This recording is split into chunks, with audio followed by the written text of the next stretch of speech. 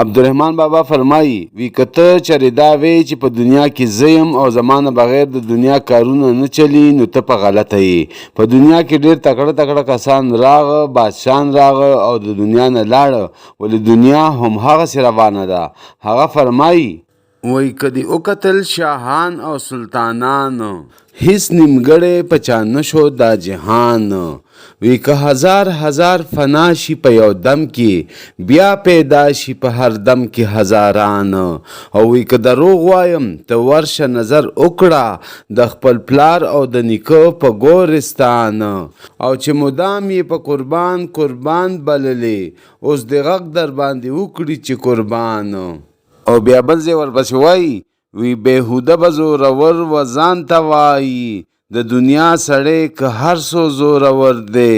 او داسې مه وایه چې زه یم په جهان کې پیدا کړی خدای د سر د پاسه سر دی.